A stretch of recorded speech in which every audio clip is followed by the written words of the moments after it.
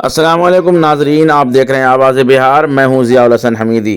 بزم صدف کے زیر اہتمام گورنمنٹ اردو لائبریری میں معاصر اردو صحافت میں کالم نویسی ایک احتساب جیسے موضوع پر سیمینار کا انعقاد ہوا۔ آئیے سنتے ہیں سیمینار میں کیا کہا۔ قارئین کی تعداد لگاتار بڑھی ہے، ریسرچ اسکالرس آ رہے ہیں۔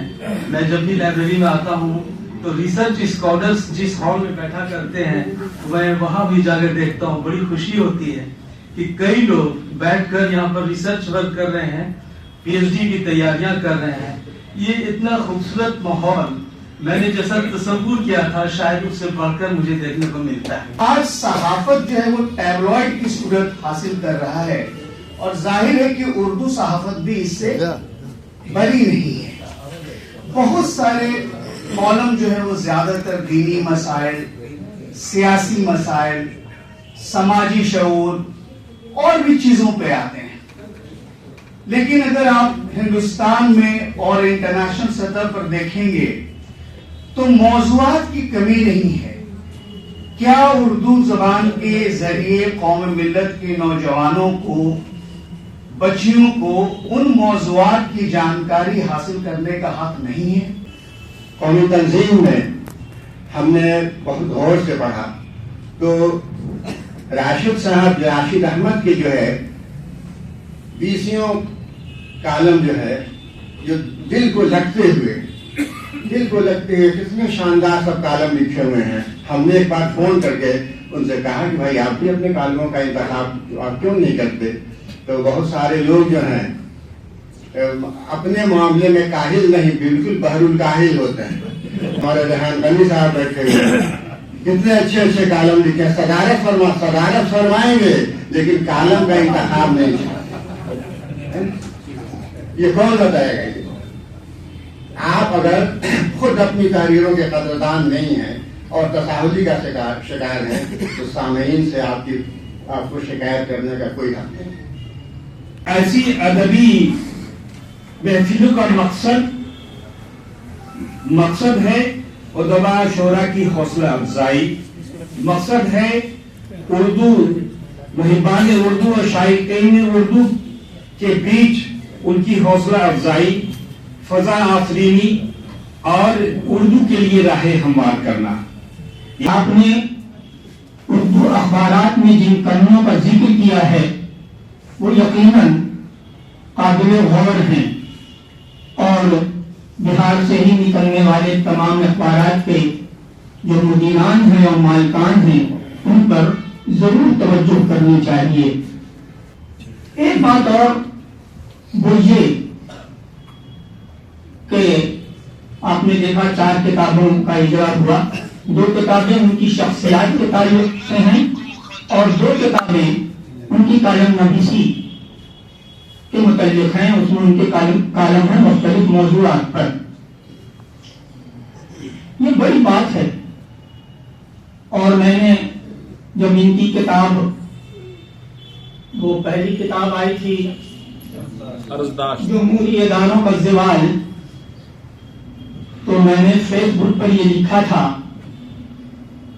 کہ صفدر امام قادری نے اتنی لمبی لکیر کھینچ دی ہے کہ بڑے بڑے صحافی بھی اس سے بڑی لکیر شاید نہ کھینچ سکیں۔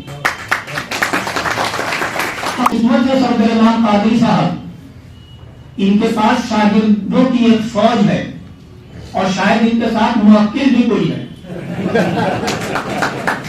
اس لیے یہ اتنا تواتر کے ساتھ لکھتے ہیں۔ ان کتابیں کالم ایک خاص مخصوص کالم پر ان کی آئی، تو اس سے پہلے وہ ارزداشت کے نام سے ضخیم کتاب آ چکی ہے۔ تو یہ انہوں نے کر دکھایا، اور اس لیے کر دکھایا کہ جو صحافی ہیں، جو باضابطہ صحافی ہیں، جو اخبار نکالتے ہیں یا اخبار میں کام کرتے ہیں، کارکن صحافی جن کو کہتے ہیں، ان کے ساتھ شاگردوں کی فوج نہیں ہے، شاگرد بنائی نہیں۔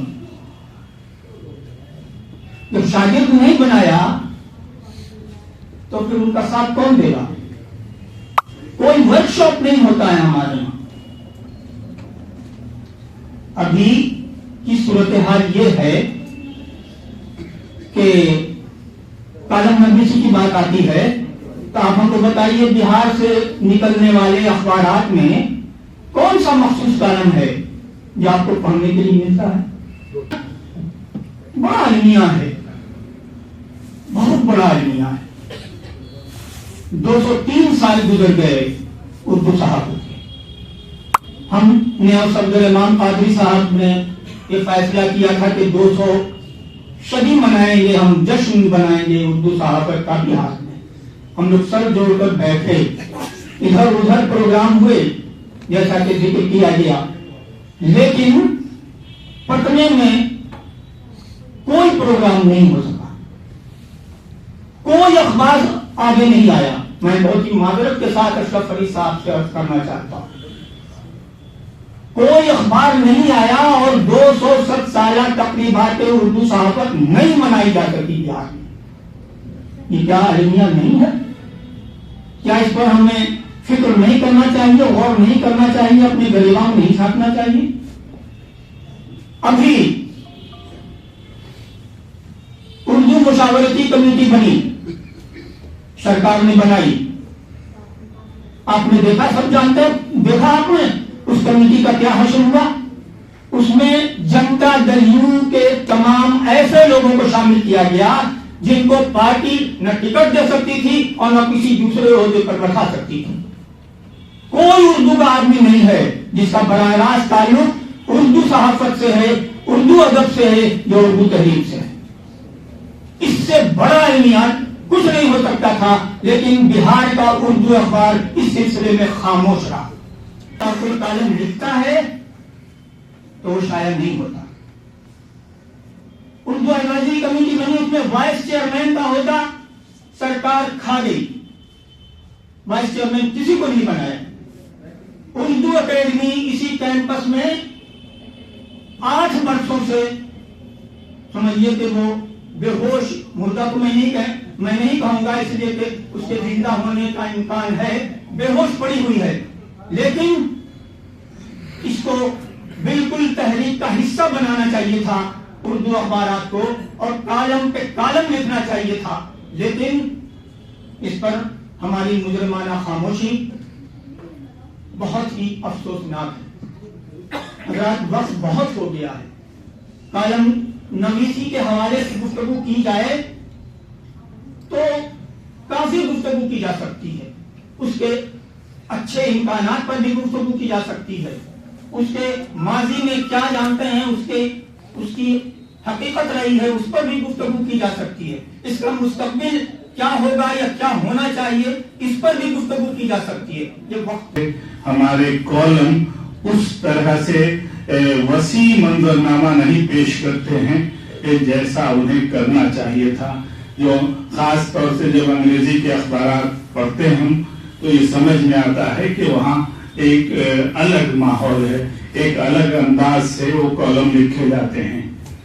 سہیل وحید نے کچھ اشارے کیے، بتایا اگر یہ 250 کالم آپ کے سامنے ہیں تو آپ کو نہیں لگے گا کہ اردو اخبار میں زلزلہ پر کون لکھنے والا ہے، کہ زلزلہ کیوں ہوتا ہے، گرمی کیوں ہوتی ہے، سیلاب کیوں آتا ہے، اور سیلاب کے لیے حکمت پر حکومت کو کیسے گھیرا جائے، یہ کون لکھنے والا ہے. اردو اخبار میں تو 25-30 برس 40 برس تو بابری مسجد پر ہی ہم لوگ نے اپنے اخبار کے صفحات لٹا دیے. تو ہمارے پاس ہمیشہ اس طرح کا ایک ایجنڈا رہتا ہے اور اخبار کا آدھا جو حصہ ہوتا ہے اسی پہ چلا جاتا ہے. لیکن اب بھی لوگ ہیں کہ جن کو یہ نظر آتا ہے کہ نہیں، یہ سب موضوعات ایسے ہیں جن پر توجہ دینی چاہیے اور گہرائی سے بات، اور اگر دانشورانہ سوجھ بوجھ اس صحافی میں ہو تو وہ بھی کر سکتا ہے. یہ اردو اخبار کو اگر زندہ رہنا ہے اور بالکل ابھی جو جان پر نائی ہے اردو اخبار، ایک تو پرنٹ میڈیا کی ہی حالت خراب ہے اور اس میں اردو اخبارات کو اپنے وقار کو بچانے میں ہی مشکل آ رہی ہے. ایسے میں اگر وہ موضوعاتی اعتبار سے इल्मी एतबार से अपने को दस्तावेज में न बदलेंगे तो शायद उन्हें आने वाले वक्त में कोई पूछेगा नहीं। वो अखबारात का रजिस्ट्रेशन होता रहेगा, कुछ कागज का कोटा और कुछ सरकारी सहूलत हल्की फुल्की मिलती रही, वो भी घटती जाएगी। वहां भी देखा जाता है कि आपका मेयार क्या है और स्टेक होल्डर्स के बीच आप पहुंच पाते हैं कि नहीं। तो अखबार, उर्दू का अखबार तो बदलना ही चाहिए।